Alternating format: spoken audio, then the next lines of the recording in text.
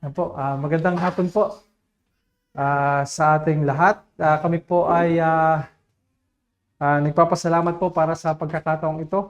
First time po namin makapagturo dito. Second time ko po makabisita dito po sa inyo. First time ko pong nakapunta dito nung inyo pong covenanting at saka ordination po ng inyong pastor. At nagpapasalamat po kami nagpapasalamat po kami sa Panginoon para po sa pagkakataong ito na sa ngayon ay narito po kami upang maghatid sa inyo ng pagtuturo mula po sa salita ng Diyos. Para po sa ating Bible class, ito pong ating lesson na ito ay hinango ko po sa libro na Grasping God's Word. Alam niyo po kasi na tayo bilang mga mananampalataya, isa sa mga ordinary pero napaka-importante na mga means of grace natin para tayo ay lumago sa pag-ibig, sa katotohanan at sa pagmamahal sa ating Panginoon ay ang pag-aaral ng salita ng Diyos. At kung ako po ay katulad ninyo, nung bago pa akong mananampalataya hanggang sa mga panahong ito, may mga pagkakataon po na nagbabasa ako ng Bible na hindi ko naunawaan. At maaari tayo mahulog doon sa temptation na basta nakapagbasa ako ngayong araw na ito. Okay na yon, nakapagbasa ako, mawawala na yung guilt ko, hindi na ako ganun ka-guilty, basta nakapagbasa ako ngayong araw na ito, nagawa ko yung duty ko sa Panginoon. Na hindi po naging beneficial o hindi naging edifying yung ating binasa dahil hindi natin naunawaan o di kaya naman po ay hindi natin alam yung mga hakbang na kailangan natin gawin upang nang sa ganon maunawaan natin ang salita ng Diyos at malaman natin kung paano ito i-apply sa ating mga buhay. Kaya naman po napakalaking tulong nitong aklat na ito at nais ko pong ito ipakita rin po sa inyo yung mga katotohanan o mga prinsipyo na itinuturo ng aklat na ito na sana po ay maging kagamit-gamit para po sa inyong mga personal na pagdedebosyon at pag-aaral ng salita ng Diyos. Pero bago po yan, tayo po muna ay sandaling manalangin at humingi po tayo ng tulong sa ating Panginoon. O Diyos namin na punong-puno ng karunungan at ang lahat ng nagmumula sa iyo ay perpekto, malinis, at punong-puno ng kabanalan. Kami po ay nagpapasalamat para po sa pagkakataong ito na kami po ay inyong tinipon at dinala ng ligtas sa lugar na ito upang mag-aral ng iyong mga salita. Amin pong dalangin para po sa pag-aaral namin ngayon, ang inyo pong Santong Espiritu ang patuloy na magbukas ng aming mga puso at isipan. Patuloy pong magtama ng aming mga puso, magtama ng aming mga isipan tungkol po sa mga bagay na kailangan naming tanggapin at alalahanin sa tuwing kami po ay nag-aaral ng inyong hindi nagkakamali at sapat na salita para sa iyong mga hinirang. Kami pong dalangin na turuan niyo po kami, kayo pong magturo sa amin at magbigay ng mga katotohanan mula po sa mga prinsipyo namin pong pag-aaralan. Sapagkat ito po ay aming hinihiling, alang-alang po sa pangalan ng aming nag-iisang Panginoon at tagapagligtas na si Jesus. Amen. Sa aklat pong ito, ang ating pong titignan ay chapter number 2. Pero reviewin lang po natin yung chapter number 1. Kasi po yung chapter number 1, kaya ko po yan isinama dyan dahil importante din na makita natin kung paano nga ba natin nakuha itong ating salin sa Tagalog man o sa English na Biblia o ng salita ng Diyos. So sa ating pag-review pong ito, ang establish po natin dito yung kumpiyansa natin na ang salita ng Diyos na binabasa natin sa English at binabasa natin sa Tagalog talagang ang salita ng Diyos na lumikha ng langit at lupa na ipinaabot sa bawat isa sa atin. So establish po natin yung kumpiyansa natin sa salita ng Diyos. Dito po sa chapter number 1, ulitin ko po ay ipinakita sa atin kung paano dumating sa atin yung ating Biblia. Kung titingnan niyo po sa kanang bahagi ng ating kopya, meron po diyang isang box. Diyan po sa box na yan, meron po sa kaliwang bahagi na tatlong mga category o tatlong mga line items. Ang una ay inspiration. Ay, kita niyo po. Inspiration, transmission, tapos po yung translation and interpretation. Punta po muna tayo dun sa inspiration. Pag sinabi po nating inspiration, ito po yung talagang nagmula mismo sa salita ng Diyos. Ito, dito sa inspiration na panahon, ito yung ang Diyos mismo ay may layuning magpahayag ng katotohanan sa mga tao. Ibig sabihin, sa Kanya mismo nanggaling ang mga pahayag. Sabi nga po diyan, kung titingnan niyo po sa ating graph, nandiyan po yung divine author. At ang divine author ay walang iba kundi ang nag-iisang divine, kundi ang Diyos. Mula po sa Diyos mismo ang mensahe at ito ay ibinigay niya sa mga human authors. Okay? So, mula sa Diyos, sinabi niya, ipinahayag niya sa mga tao na susulat ng salita ng Diyos. Gumamit siya ng mga tao, although alam natin po na ang mga tao ay makasalanan, lahat ng tao ay makasalanan, pero gumamit siya ng mga tao para iparating sa tao ang kanyang mga salita. Una, dahil alam natin na ang tao ay gumagamit ng lengguwahe ng tao. Pwede po siyang gumamit sa totoo lang ng mga anghel para ipaabot sa atin ang kanyang salita dahil ang mga anghel ay hindi makasalanan. Pero gumamit siya ng tao para ipakita sa atin na ang Diyos talaga ay gustong mangusap sa mga tao para ipahayag sa tao ang mga katotohanan na nais siyang ipahayag sa atin. Pwede rin naman po siyang gumamit ng mga hayop, hindi po ba? Kung naalala niyo, kung hindi ko po, siguro po narinig niyo na rin po yung mga sinasabi ng marami na ang Biblia ay hindi natin mapapagkatiwalaan dahil sinulat lang yan ng mga tao. O nagmula lang yan sa mga tao. O tao ang nagsulat niyan, kaya hindi natin yan mapapagkatiwalaan. Alam niyo po, pwedeng gumamit ang Diyos ng mga ibon para isulat yan dahil wala pong imposible sa Kanya. Pero ang ating po problema, hindi natin mauunawaan.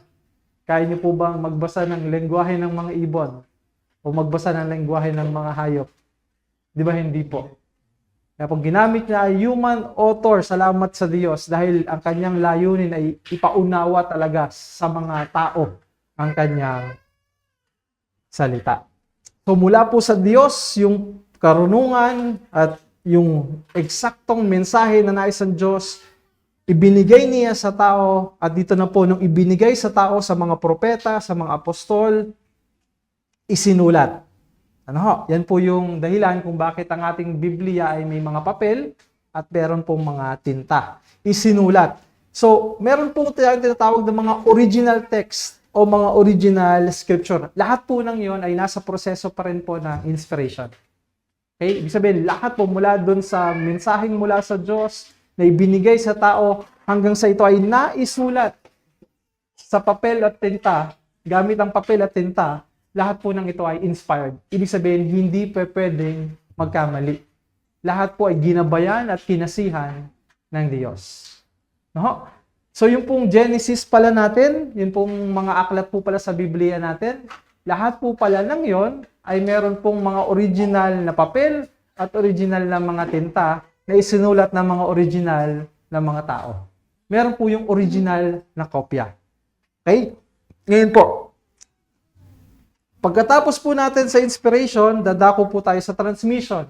At ano po yung meron sa transmission period? Sa transmission period po, ganito po yung prinsipyo dyan. Alam po natin na ang mga papel at tinta ay kumukupas at nasisira. Kaya po kailangan sa biyaya at kalooban ng Diyos, kailangan ma-preserve ang kanyang mga salita. Kailangan itong maipasa. Kung kayo po ay merong resibo, lalo po yung lumang resibo, yung hindi siya yung naka-print lang siya sa makintab na papel, alam niyo po na pag iniwan niyo yun sa inyong wallet o sa inyong taguan, siguro paglipas sa mga ilang linggo, burado na. Hindi niyo na makikita yung date, hindi niyo na makikita kung ano yung binili niyo sa 7-Eleven or kung saan man. So, ganoon din po yung prinsipyo sa transmission period. Sa transmission period, ang layunin po ay yung original na sulat mismo ni Moises ay magkaroon ng kopya upang nang sa ganon ito ay ma-preserve at maipasa sa mga susunod pang henerasyon. Mapanatili ang salita ng Diyos, yung kopya ng salita ng Diyos hanggang sa mga susunod na henerasyon. So sa pagkakataon pong ito, gumamit ang Diyos ng mga lisensyado at mga marunong na mga tao na kinilala po natin sa bagong tipan ng mga scribes. Sila po yung merong kakayanan na magsulat o magkopya ng mga original na scripture o mga original na autographs at mailagay sa panibagong kopya. Kaya po sa transmission period, makikita niyo po dyan, meron na po tayong mga copies of the original text. Ibig sabihin po, kinuha po nila yung original na sulat, gamit yung original, meron pang original na papel at original na tinta. Kasi po mga taong lisensyado, sila yung nagsalin. Hindi nagsalin. Sila po yung nagkopya, word for word, ng original papunta sa panibagong kopya, para mai-preserve ang salita ng Diyos. Alam po natin, noong unang panahon, wala pa po tayong scanning machines, wala pa rin po tayong mga photocopy o Xerox copy. Kaya po, paano po nila ito ginagawa sa pamamagitan po ng pagsusulat. Sa transmission period, hindi na po ito inspired. Okay? Hindi na po ito inspired. Kaya po, kailangan na dito ng mga magsusuri. Kailangan na dito ng mga komite. Committee na magsusuri ng mga kinopya. Kasi dito po sa transmission period, pwede na po dito yung human error na magkamali ng kopya. Pero paano po tiniyak ng Diyos o paano po sa kasaysayan ay tiniyak ng Diyos na mapapanatili ang katapatan at mapapanatili o mapipreserve ang kanyang salita? Dito na po tayo, o titingnan niyo po yung dulo ng transmission period natin, yung critical text. Ano pong meron? Ano pong nangyari dito sa critical text? Sa critical text po ay nagkaroon ng committee. Ito po yung mga may kopya may access sa original na mga kopya at bihasa sa lengguwahe. Kung anumang lengguwahe, Hebrew, Aramaic man o Greek.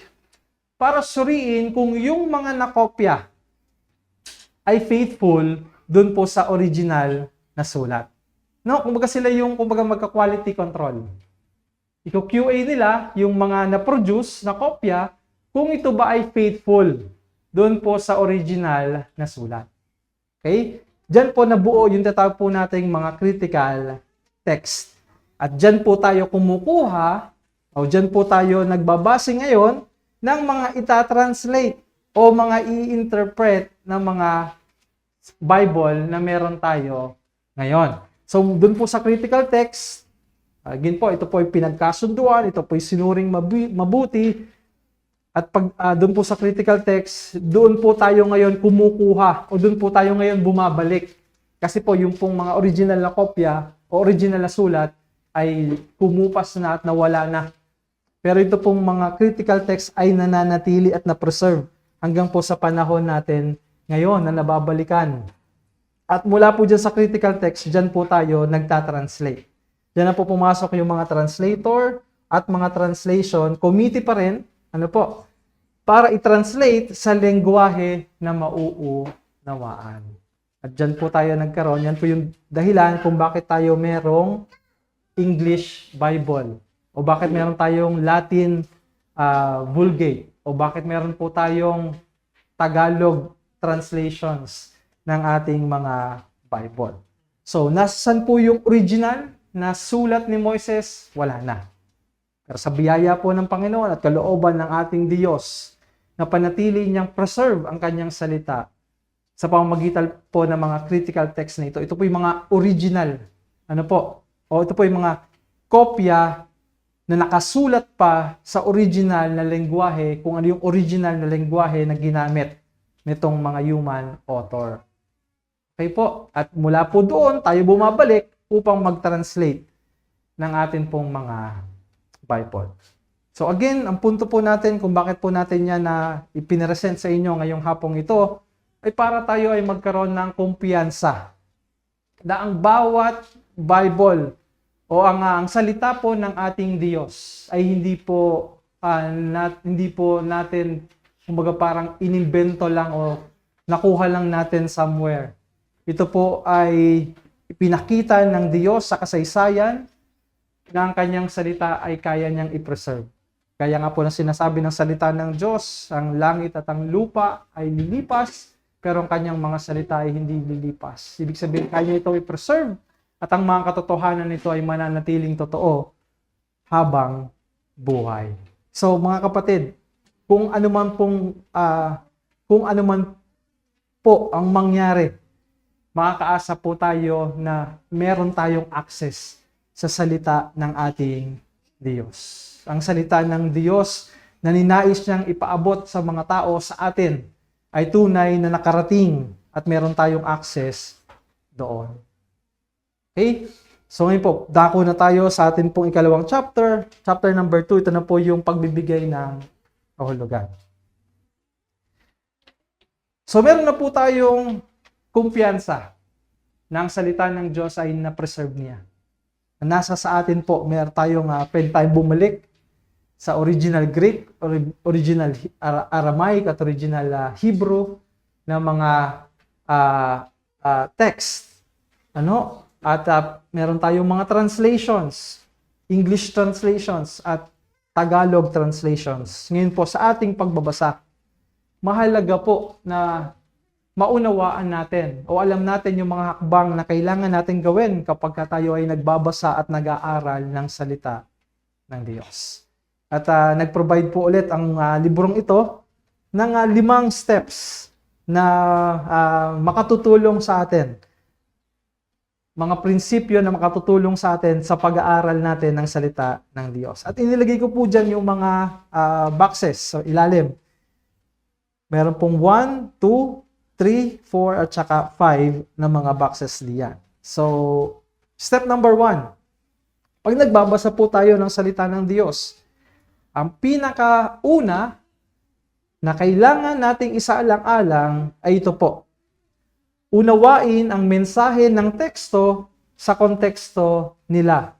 O sa English po diyan ay grasping the text in their town. Ibig sabihin parang i-imagine nyo daw po na pag nagbabasa kayo ng Biblia, papasok kayo sa mundo na nauuna o yung nauunang mundo. Tayo ay nasa 21st century. Ano po? Tayo nasa 21st century. Meron po tayong malaking gap mula po sa mga writer at saka po sa mga sinulatan ng ating Bible. Kaya po, bago po tayo magbigay ng kahulugan sa ating Biblia, kailangan po nating isalang-alang, una tigit sa lahat, na babalik tayo, kailangan nating balikan yung pong panahon nila. At paano po natin yon magagawa? Mahalaga pong itanong natin, ano ang ibig sabihin ng teksto para sa mga taong sinulatan ng tekstong ito noon? Anong ibig sabihin nito para sa kanila? Kailangan po nating alalahanin mga kapatid na basahin natin mabuti ang teksto.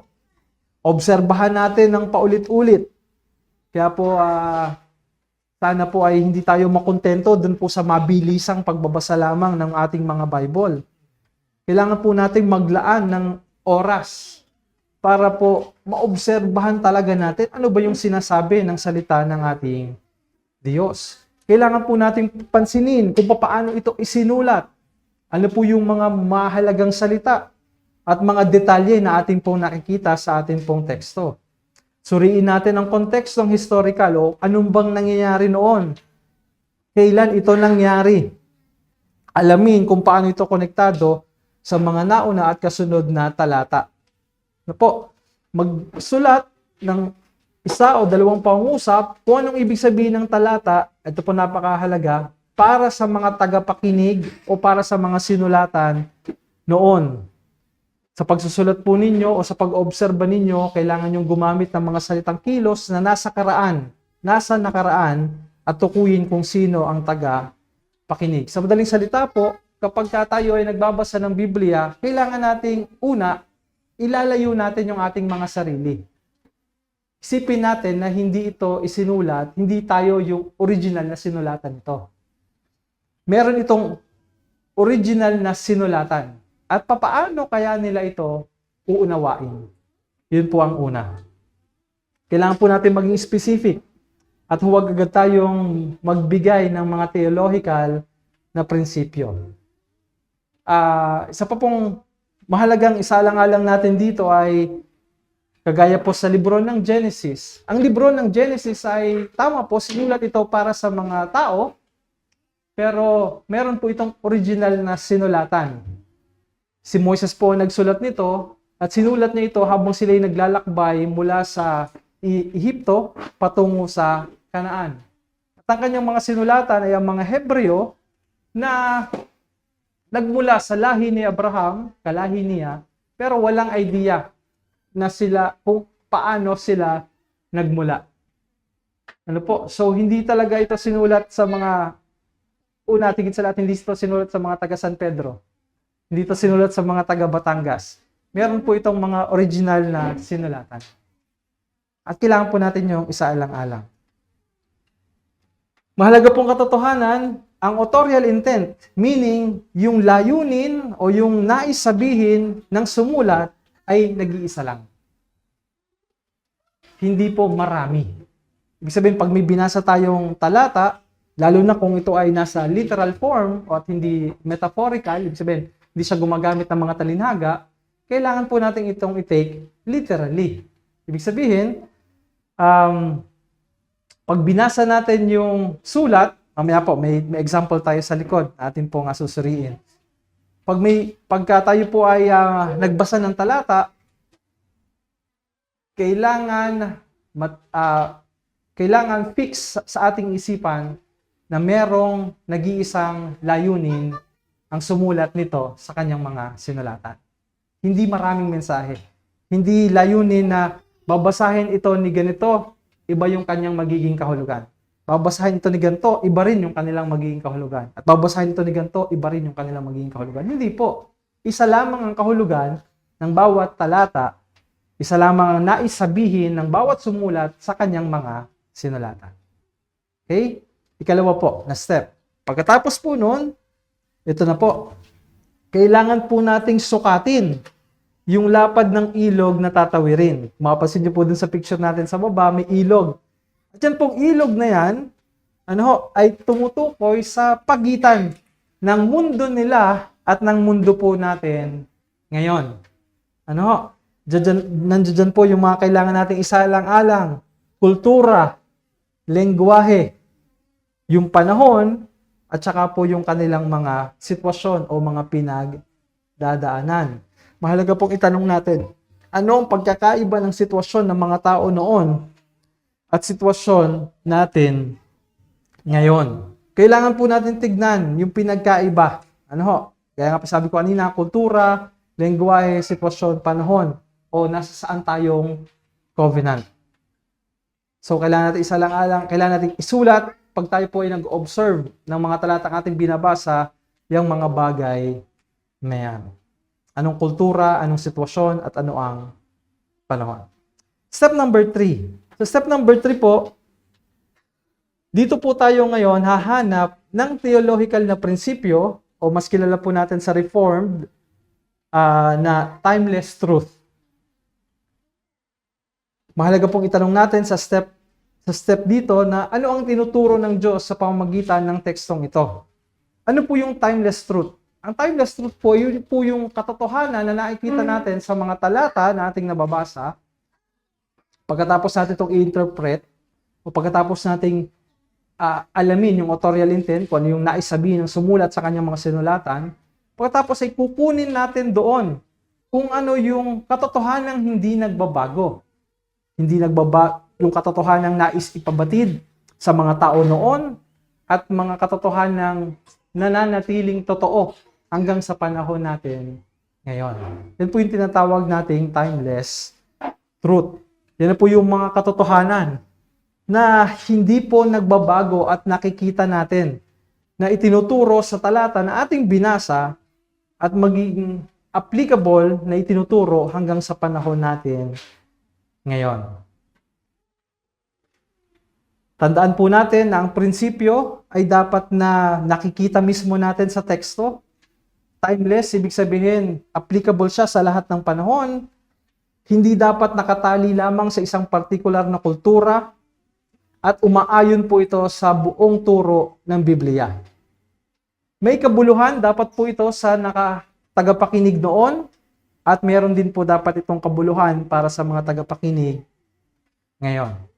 Yan po yung step number 3. Step number 4. Sa step number 4, kailangan na po nating ihambing yung pong prinsipyo na ating nakita, kailangan na po nating ihambing sa kabuuang mensahe ng Biblia. Dito po sa step na to, maiingatan at magagabayan tayo na hindi tayo kukuha ng prinsipyo na foreign o hindi sinasangayunan ng Biblia. Kumbaga sa step number 4, ito po parang magiging guardrail natin. Na yung mga natutunan nating prinsipyo sa salita ng Diyos na ating binasa ay magiging aligned sa kalooban ng Diyos sa atin. So sabi po, ihambing sa kabuuang mensahe ng Biblia. Mahalagang itanong po natin sa ika-4 na step na ito na paano umaakma ang aral na ito sa kabuuang mensahe ng salita ng Diyos. Ang prinsipyong hinango natin ay dapat umaayon sa buong Biblia. Lalo na po kung Old Testament ang pinag-aaralan natin o binabasa natin. Mahalagang tingnan ang biblical map o mahalagang tingnan kung ito ba ay umaayon, yung prinsipyong ating nakuha ay umaayon sa buong katuruan ng salita ng Diyos. At kung hindi umaayon, maaring pong nagkamali tayo sa pagkuha ng prinsipyo o mali yung prinsipyo na ating nakita. At meron po tayong pagkakataon na balikan at tignan kung ano ba yung prinsipyo na itinuturo ng mga talatang ating nabasa. And then panghuli, mga kapatid, step number 5, dito na po, yung aplikasyon.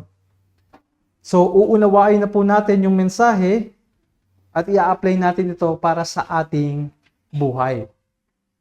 Mahalaga pong itanong natin paano dapat ipamuhay ng bawat Kristiyano ang prinsipyo na ating nakita. So meron timeless truth na applicable sa lahat ng panahon. Ngayon, sa panahon natin ngayon o sa sitwasyon mo bilang isang mananampalataya ng Panginoong Jesucristo, paano mo i-apply o paano mo nakikita na kailangan mo itong sundin o kailangan mong tuparin itong mga prinsipyong ito na ating nakita. So dito po natin ilalapat yung mga theological na prinsipyo sa specific na sitwasyon ng bawat Kristiyano sa iglesia ngayon. Paano ito naangkop sa tunay na mga sitwasyon sa ating panahon. At mahalaga pong paalala, kung ang authorial intent ay isa lang, ang application ng mga talata ay maaring marami. Tingin ko po dito po nagkakaroon ng kakagulo minsan na nauuna tayo sa application o iniisip natin na maraming meaning ang talata. At pag nabaligtad po ito, doon po tayo magkakaroon ng problema. Ang authorial intent po ay isa lang. Pero ang application po nito ay maaring marami. For example po,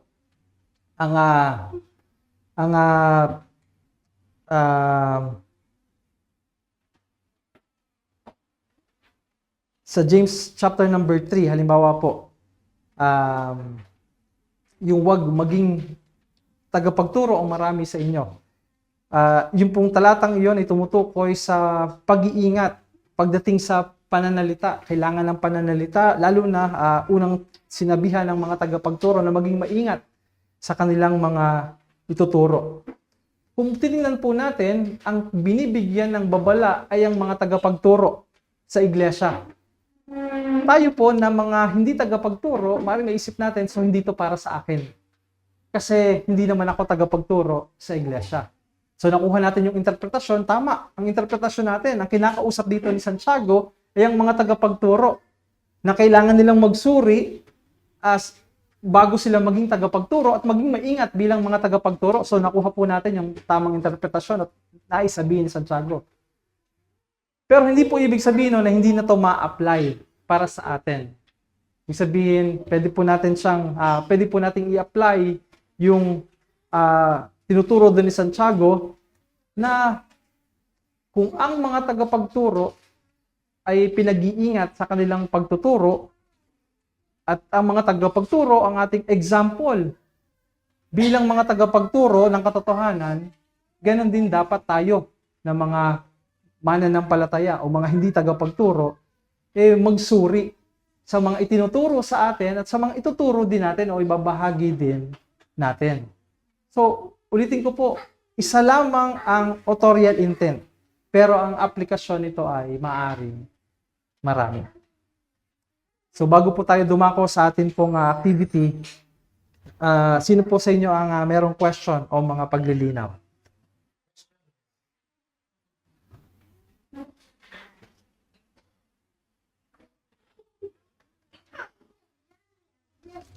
Kami tanong, Brother JB. Sige pa, Pastor. Kailangan... Hello? Kailangan ba sa pag-aaral ng Biblia ay may alam o bihasa ang mga nag-aaral sa original language?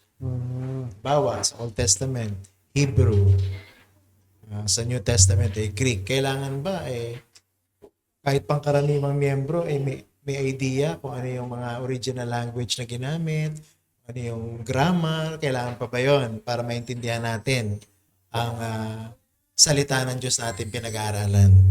Ang sagot ko po sa akin pong pananaw ay hindi naman po kay ganun kailangan. Pwede po nating maunawaan ang sinasabi ng salita ng Diyos base po sa mga translations na meron po tayo ngayon. Nagkakaroon lamang po ng nagkakaroon lamang po ng burden para po sa pag-aaral ng mga original na lengguwahe yung mga tagapagturo natin. Dahil alam niyo po, bilang mga tagapagturo o yung mga mangaral po natin, yung mga pastor po natin, kaya niyo po pastor, sa GMA po, meron po tayong subject ng original language, ng Hebrew at saka Greek. At nire-required din po, na magkaroon tayo ng kopya, o kahit ng app ng ating original language o kopya ng ating pong text. Pero hindi po ibig sabihin na tayo po ng mga ordinaryong mga miyembro ay inire-required. Pero kung gusto niyo po ng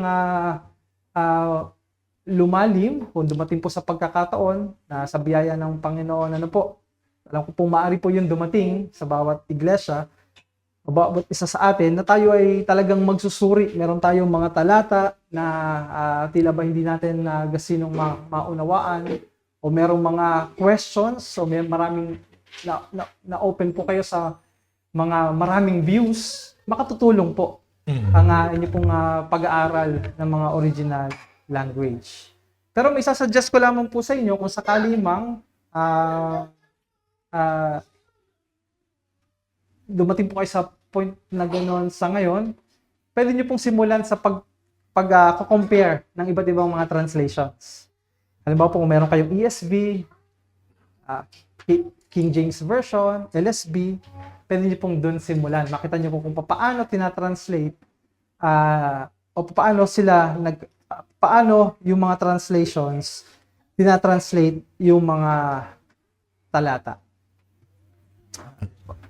So, bagamat meron naman tayong access sa mga websites or mga apps na may mga original language, Hebrew and Greek, hindi naman required yan sa mga pangkaraniwang miyembro. Pero hindi naman makakasama.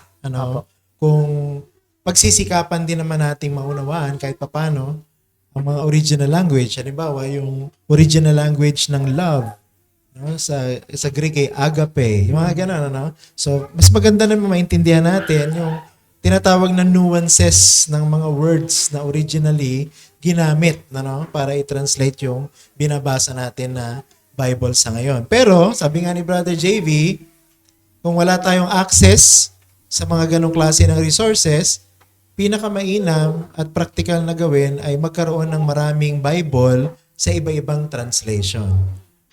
Tapos, ikukumpara ninyo yung talata na inyong pinag-aaralan dun sa iba-ibang translation na yon. Kasi, lumilinaw siya.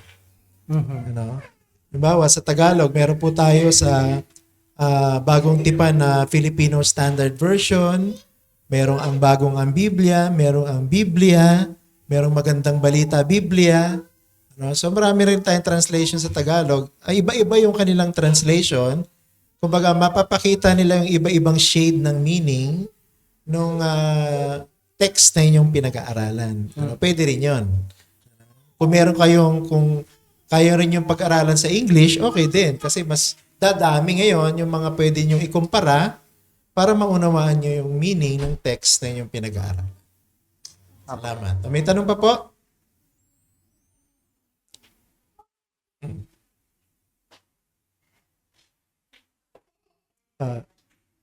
May tanong ka, Raya? Nangiti ka eh. Sino pa po may tanong? Tanongin niyo po. Kasi maganda yung lesson natin. So nakita po ninyo, no, hindi madali na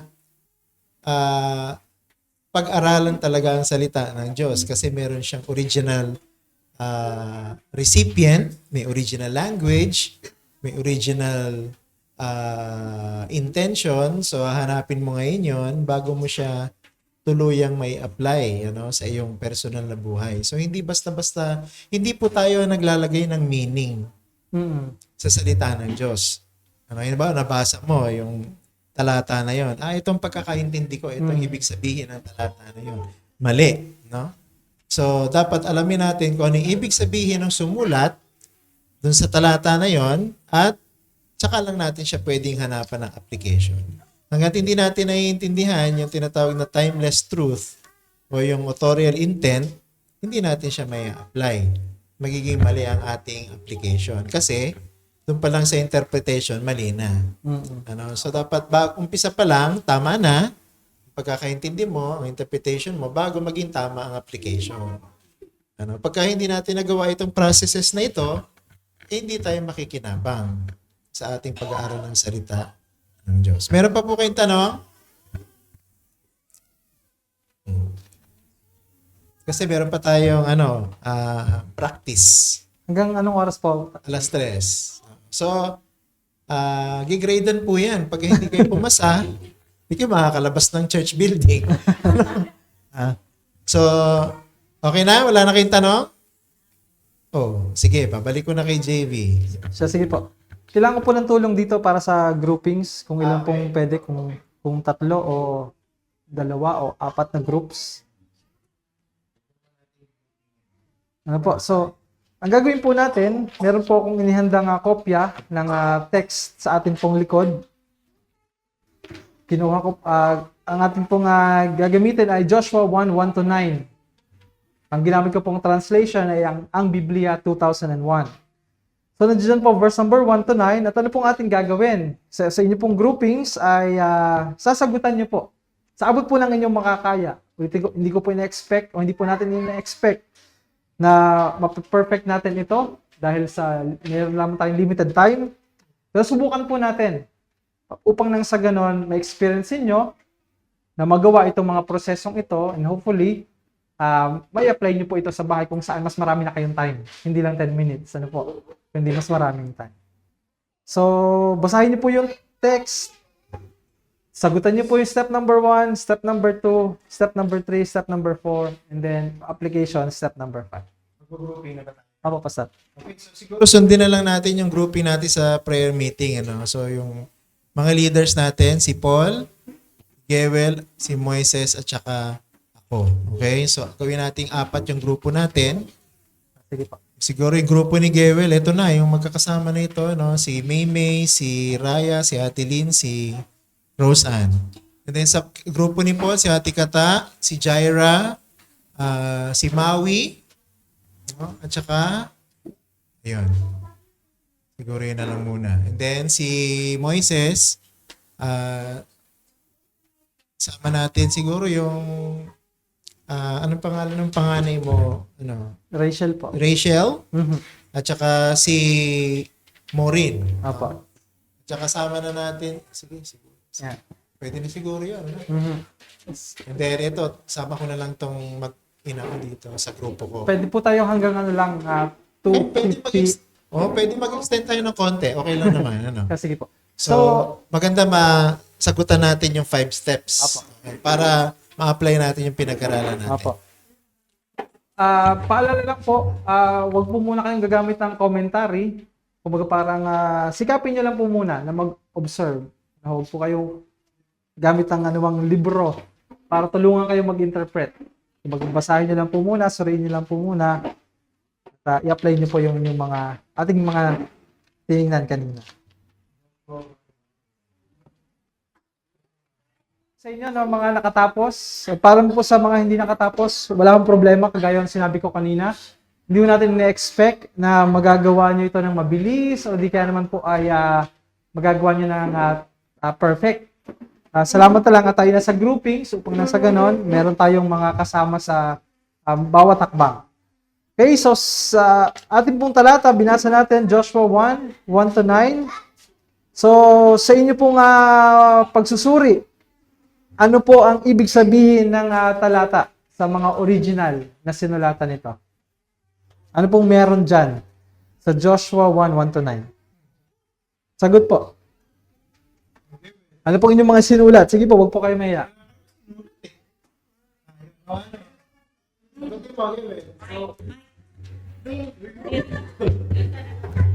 So ano po, sa Joshua 1 to 9, Joshua chapter 1, ang interpretation po namin sa step 1 is isinulat po ito kay Josue, galing sa Panginoon yung salita sa mga Israelita papunta sa Promised Land. So gaya po ng sinabi dito sa verse 6, sapagkat ipapamana mo sa bayang itong lupain na aking ipinangakong ibibigay sa kanilang mga ninuno. Gaya po ng sinabi dito sa instruction natin kanina, na tignan yung mga gramatika o mahahalagang salita, meron dito na future tense na ibibigay. Ibig sabihin ay patungo pa lamang yung mga sinaunang Israelita sa Promised Land. So yun po yung interpretation namin for step 1. Okay po. Mas tama po yung inyong observation siya. Pero mas maganda siyang ilagay yung sagot nyo sa sitwasyon. Yun yung sitwasyon nila. Yun po yung sitwasyon. Okay, so, tama po yung inyong obserbasyon na sila papuntang Promised Land. Yun yung kanilang sitwasyon. Pero hinahanap po natin ano ang sinasabi ng sulat na ito? Anong nangyayari dito? Anong sinasabi ng sulat na ito? Sige po. Dito sa step 1 ay ito ay katuparan ng pangako ng Diyos patungkol sa lupang ibibigay sa bayan ng Israel. Sitwasyon. Hindi po, sa step 1 po. Sa step 1. Sinabi niya lang sitwasyon. Ang sitwasyon po kasi ay nasa step 2. Step 2. So, kumbaga yung mga sagot nyo po ay akma po siya sa step 2. Step 2 pala yun eh. Baliktad tayo. Sino po pong may ibang sagot? Ibang sagot. Grupo ni Paul. Sige. Kung kayo galing po nakalagay, ang Diyos na nagtalaga ng bagong leader. Kasi po si Moises yung ano si Moises. So si Josue na yung pumalit. Mas tama po yan. Yan po yung tama na interpretasyon. Kung inyo pong mapapansin sa step 1, makita po natin dito sa 1 to 9, dito po ay inuutusan na ng Diyos si Joshua na siya na yung magiging bagong leader. Ano? So ulitin ko po yung mga sagot nyo sa inyong obserbasyon.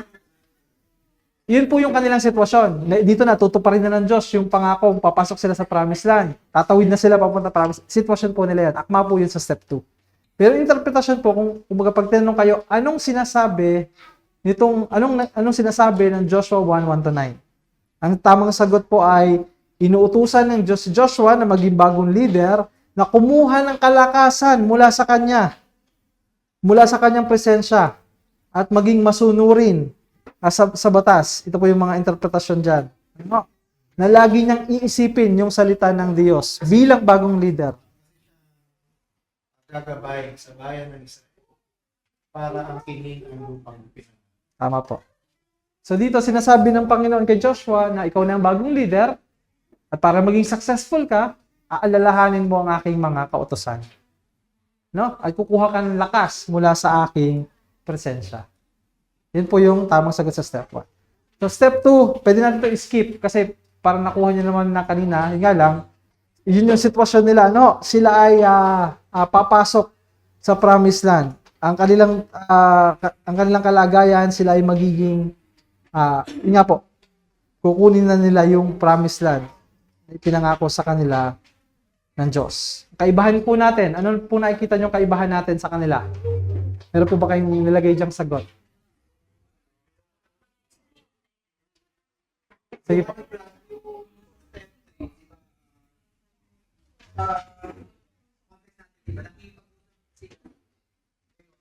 Opo.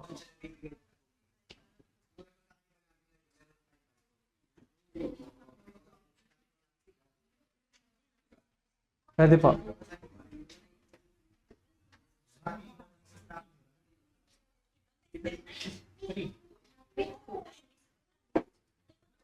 Tama po yun.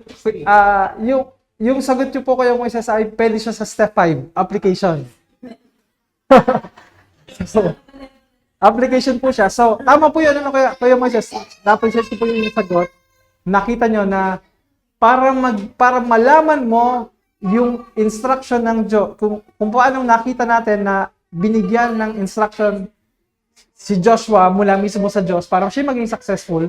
Tapos tayo din bilang mga Kristyano, kailangan din natin ng instruction sa Diyos. Pero paano natin yan ma-access? Magsasalita ba ang Diyos sa atin? Hindi. In application, sa pamagitan ng Bible. So sa step 5 po yun papasok. So, yun po. Sige, bigyan po ng mga sagot.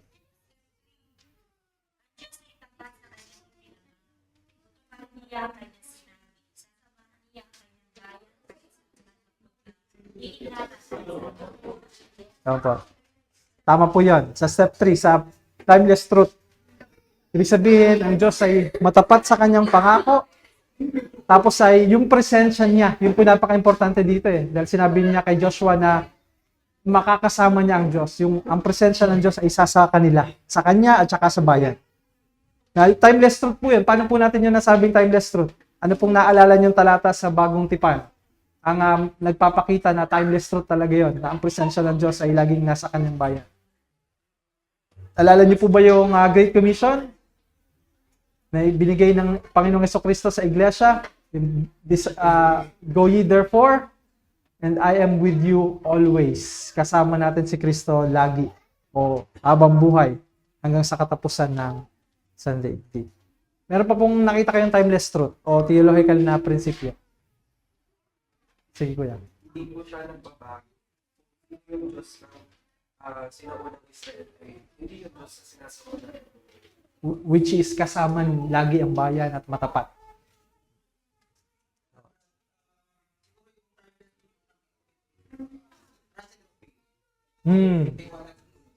Opo.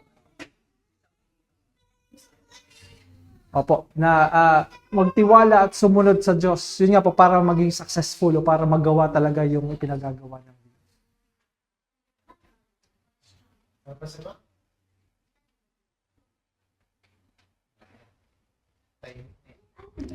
Punta po tayo sa application. Paano nyo po nakitang applicable sa inyo? Yeah. Step number 5.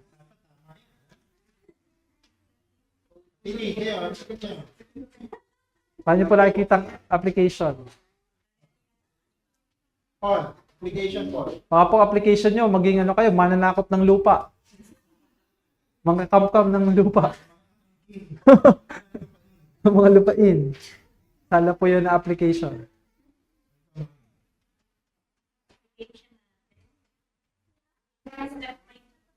Step 5. Apo, paano nyo po nakikitang applicable yung...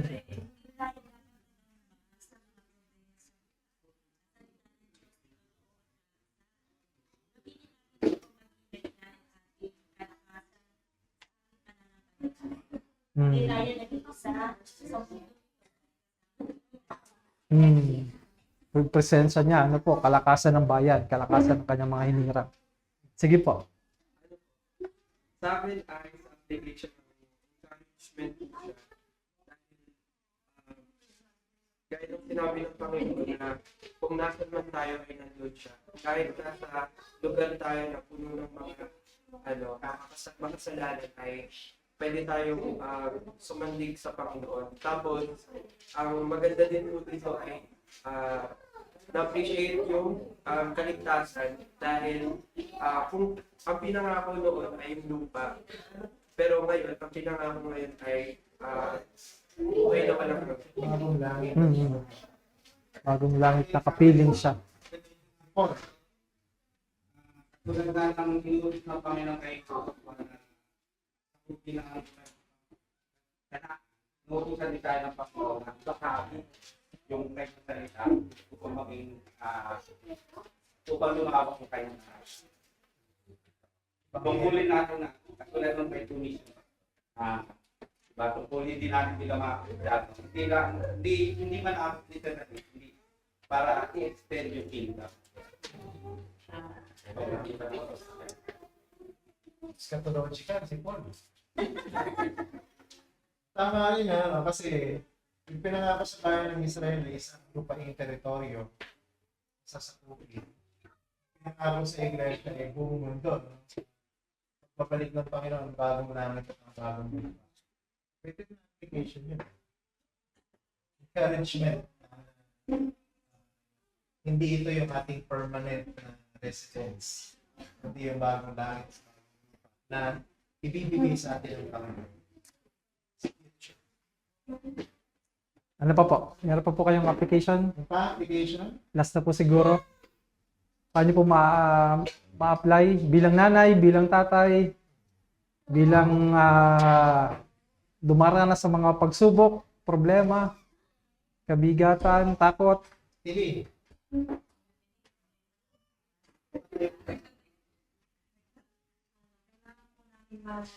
share ng word of God.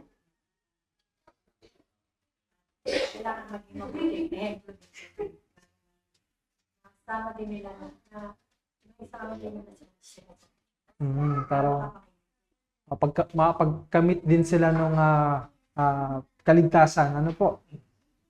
Tama po. Ano pa? Ikata.